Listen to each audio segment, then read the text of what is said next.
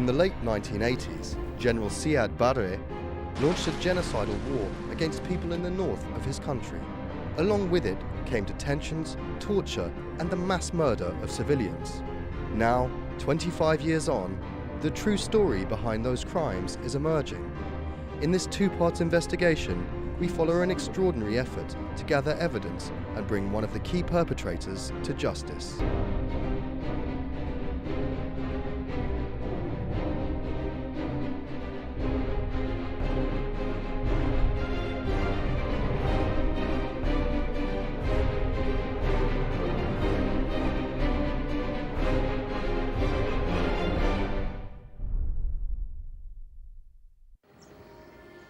Welcome to Somalia, regarded by many as one of the most dangerous places on earth. To the outside world, this is the epitome of a failed state, a haven for warlords, pirates and terrorists whose ruthless activities have made it a living hell for its citizens. Yet generalities can be deceptive. This is actually Somaliland, a self-declared nation in the north of Somalia.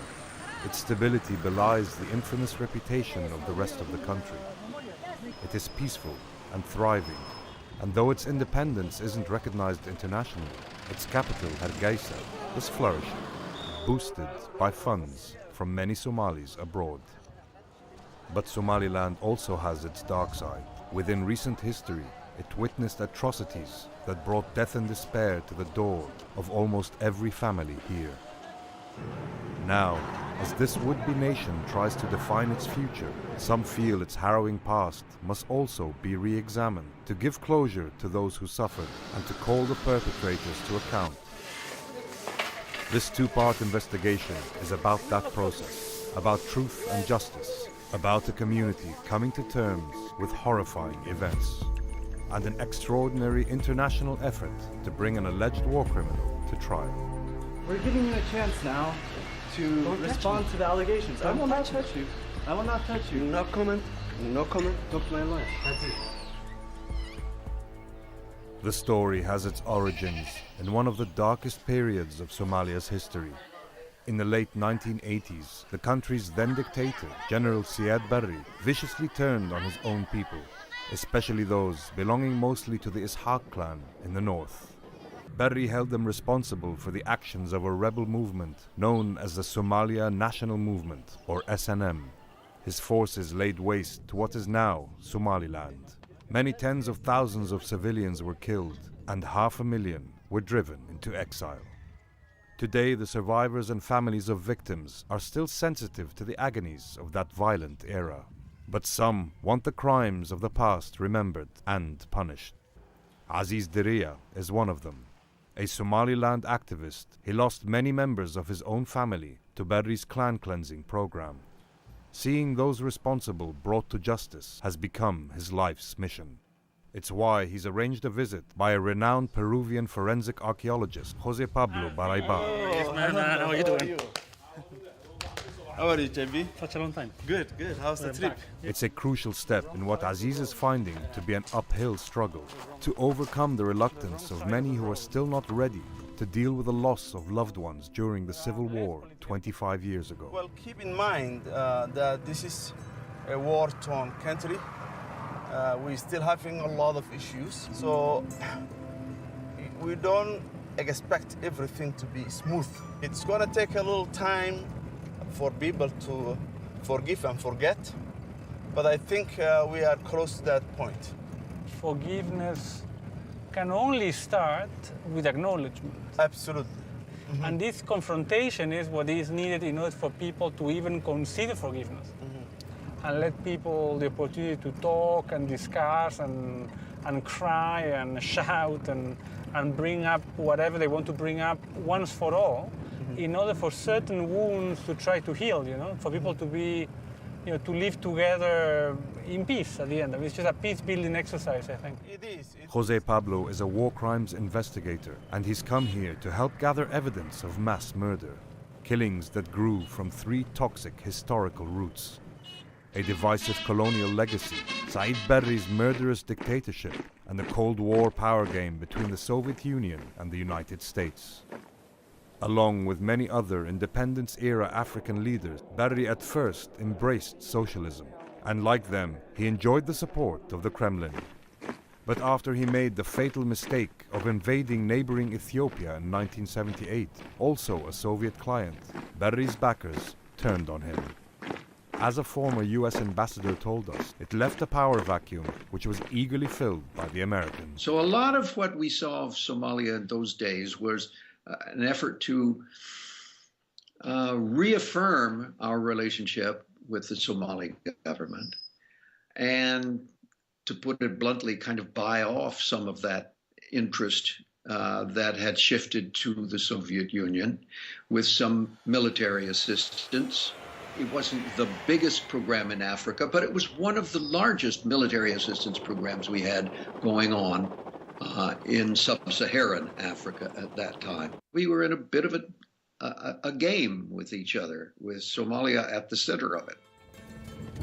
But Barry was more adept at playing one superpower off against another than he was at caring for his own people. By the early 1980s, his dictatorship had become deeply repressive and was being challenged by the SNM armed resistance in the north. The regime responded savagely, with little regard for civilian lives. This is Malkadurdro mass grave site. It is about 1 mile square area. In 1988, I think it was late May, early June, the SNM came, attacked the government, defeated the government of Siad Barre, and the military took revenge, basically destroying the civilians and the city. Barry ordered a devastating bombardment of Hargeisa by ground and air in scenes reminiscent of World War II. Eyewitnesses say thousands of civilians were rounded up and summarily executed.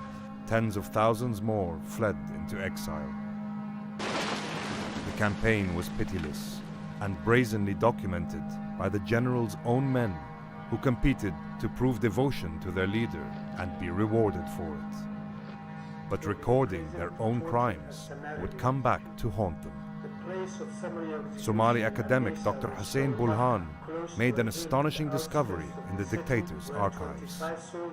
I found a tape that was really a fifth generation copy of a military documentary, raw data that the Siad Barre regime military had. And the officers and soldiers in Hargeisa were taping how they were destroying the city and causing all the massacre in order to show their commanders and their president in Mogadishu what a good job they were doing.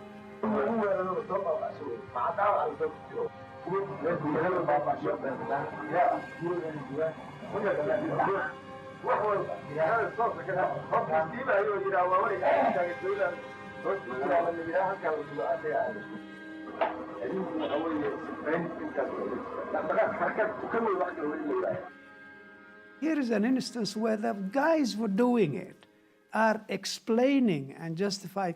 You don't even need, another proof. You see the action, you also see in this instance their own admission and declaration of what they are doing. These people were bombarding as if they were actually killing some kind of beasts that were there, not humans. And their language was as violent as their action. Kill, destroy, rape, kill all but the cause.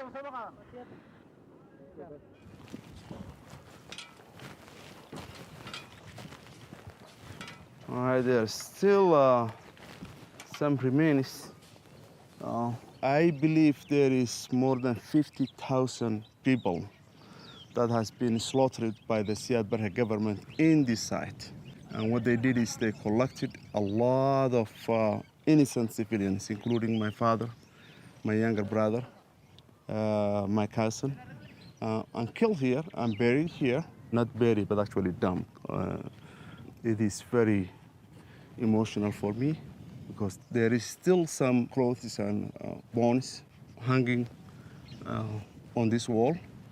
So what happened here, it's not something that we can forget easily. It is something that is very painful, that needs to be remembered, that needs to be part of our history. Aziz has come to Malkudodoro to meet a man who was forced to bury many of the dead here. ayaa goor galaba ii yimaadeen niman madaxi military gurigayga iigu yimaadeen soo bax baa la yidhi waan soo baxay waa maxay baan idhi waxay dhaheen meyd baa arradii ka buuxa malka durdure kala aas cagaf la soo baxo soo soco cagaftimaan dabeetana soo saaray waan kale godadkan sii qotaa subaxdii intaan kala laho iyaan godadka sii qodaa saasaan godadka u qodaa saasaan u qodaa dabna isku roga sida iyo halkaana ku shubta halkaana ku shubta dee sidaasaan ku aasaa sida dhagaxa guryaa la dhigayo iyo ku shubta isku rogadu halka dadkuna yani uu halka ugu faraa badan leh dee ilaahuun qiyaasantay aan qofna tirin karin ayay ahayd marka arrimo argagax leh oo inaan arag oo inaan maqal ayay haayeen waxaan islahaa anugu dad mala waxba kama noola. The victims were buried in hundreds of unmarked graves around the capital, Hargeisa. There they lay, a repressed memory in the minds of a traumatized population. You shut up! I'm here now because they don't have a place for my mind. I was also doing mental health work. People were coming to me daily, taking me from the streets, from home, where I was staying, and asking me to treat victims, survivors who were having serious mental health problems and who had experienced that bombardment and massacre, survived it nonetheless, and they were seriously mentally ill, kept at home in chains, most of them. So I ended up spending a good deal of time in the treatment of these individuals, almost in every neighborhood of the city. 45% of the city's residents were deeply traumatized, and post-traumatic stress disorder was very much prevalent. For many, the scars from Berri's brutal repression of the Somali North almost 30 years ago will never fully heal. I really don't have a hope to find my family's remains. I don't know where they are. But to come to me and say, forget about what happened to your father, forget about what happened to your brother, forget what happened to 250,000 of Somalilanders, I can't let it go. That is not something that's making sense to me. But what could perhaps bring such closure is if those responsible for causing such pain are held to account. Berri himself died in exile in Nigeria in 1995, and with a few exceptions, most of his associates have escaped retribution.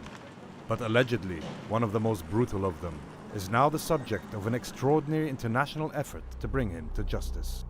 During the late 1980s, Colonel Yusuf Abdi Ali, also known as Colonel 2K, or the Crow, was the head of the Somali Army's infamous 5th Brigade and a recent beneficiary of Siad Barre's blossoming friendship with the United States. We figured that what we were doing with Somalia was not that much different from what the Soviet Union was doing in Ethiopia. No big deal. But everybody on all sides knew that there was a game going on there, that if we raised our ante, then they were going to raise theirs.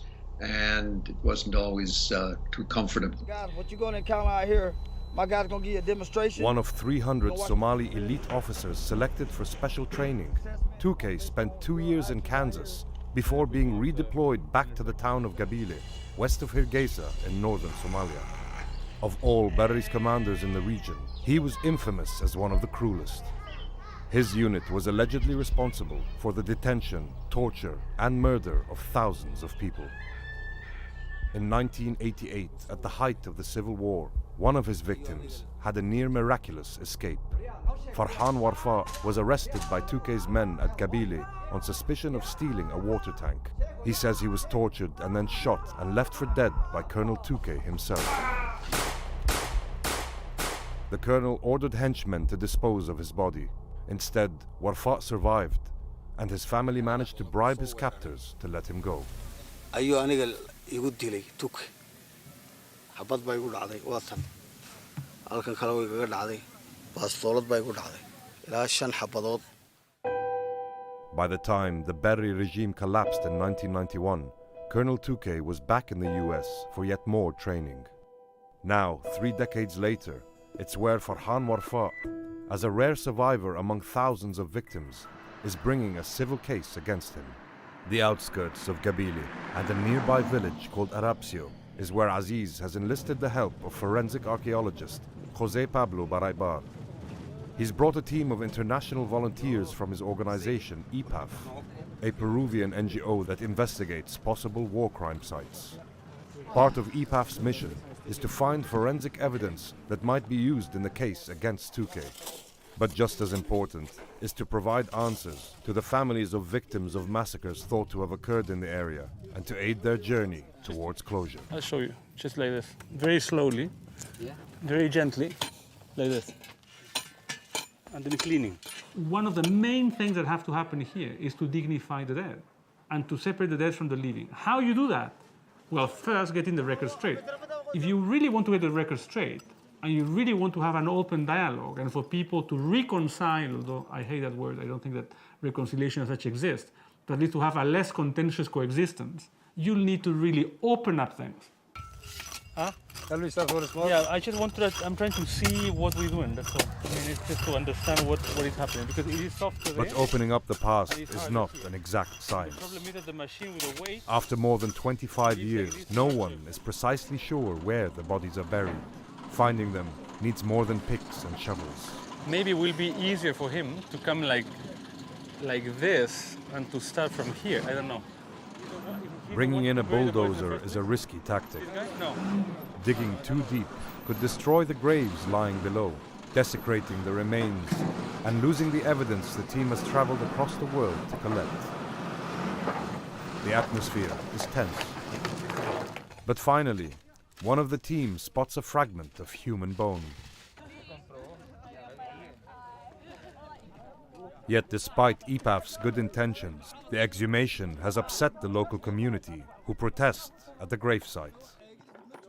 The situation becomes so serious that Somaliland's justice minister is called in to calm things down. He needs to convince them to allow the remains to be taken to EPAF's lab in Hargeisa and later be given a proper Muslim burial. لكن waxay lahayn fursad iyo chance in inaguna ugu dhigo taariikh dambe markaad u noqoto madax soo qabeelahay afbaan lagu xasuuqoonaysa cadeymihii walaga maarmaan wada arkay meedka soo faqay sidii ay u noolaan loogu aasay macdarkoodii xidhay si marka loo ogaado noocayo wuxuu dhaceen in la gubay in la toogtay in la xidhay in nolosha lagu aasay waxa soo saaraya waxa weeyaan aqoonta Ilaahay subhanahu wa ta'ala qaadano dalaafay waxaan kaliya inaan ka caawino ogaano qaadno eegno analyze gareyno si loo kala ogaado waxay wax u dhaceen dabeetana aynu soo celino sidii ay ahayd shariicada islaamku dabeetana ayana loo hadhowtalo karaabiyo loo aaso madama sheekha bismillaahir rahmaanir rahiim awr baa halkan maray ayaa reerka idin loo baabiyay marka halka xaafadda iyada qoyska iyaga tiyo sidaa tahay haddana annaga maanta ona lagu kaakicinaya waanu ka samiray laba iyo 30 sannadood ayaa ka dambeysay nimankan mujrimiinta ah ayaa haddii Ilaahay ma waxa sameeyena in sharciga lagu qaado waa wax meesha ku jira waa muhiim haddii hadalona iska noqotana ma hagaagsana kolka waxa weeye dawladdii Somaliland ay u dhinteen daraadood u dhinteen waxa la waxay u qabatay si gaar ah hadlaynayo anaga fiirsanaysaa arrimahan anagay taala haddaba wasiirka cadaaladda rahay waan ogahay ilaahay baa caalamka meel ku gaarsiiyay lafaanahan la tus waan arkay waa sax taas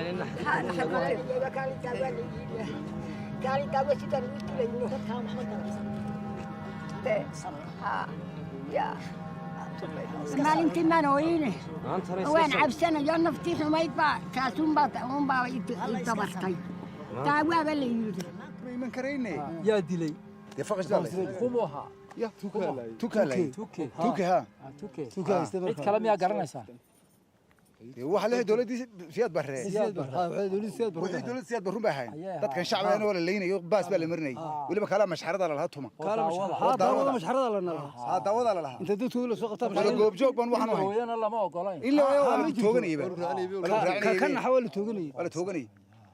The relatives of the victims really has no idea what we're doing, and it's very difficult for them to go back to that sad, dark days of Tuke in Gebile.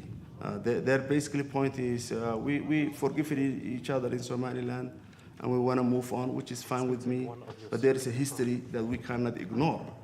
And if we don't ask each other what went wrong, then we're going to repeat the same mistakes again and again and again. Present on the day the remains are unveiled is the wife of one of the men believed to be lying in the grave.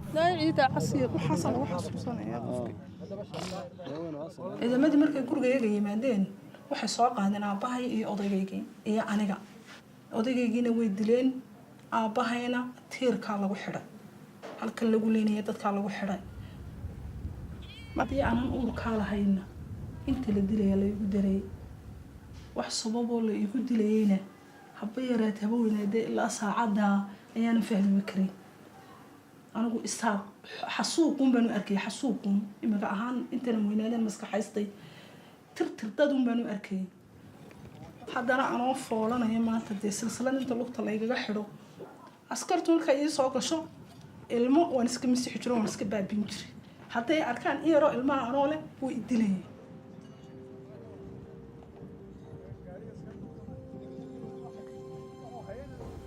tuku isaga xukumaya gobolada qaybtan isaga xukumayay saa imagaba xukuumadaha iyo ciidanka iyo dhulka loo kala xukumayo ayuu isagu intan haystay nadiif wuxuuna u ahayn dee maanta waxa dhulka laga foqayo waad arkaysaan.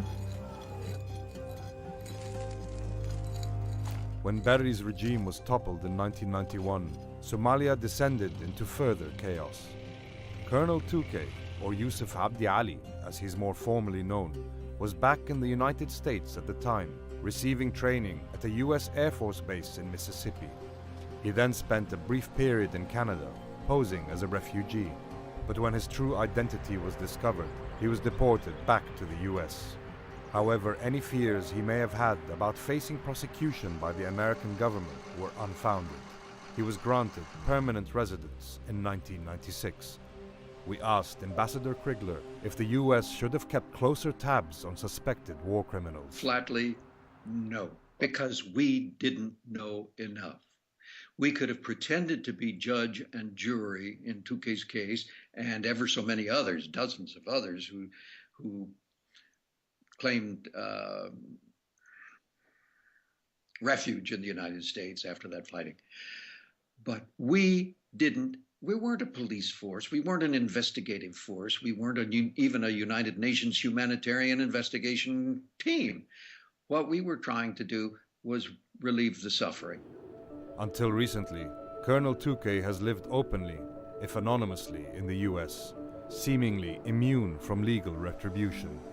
But then Farhan Warfa's case was taken up by an American human rights NGO, and the battle to bring the former colonel to court was underway.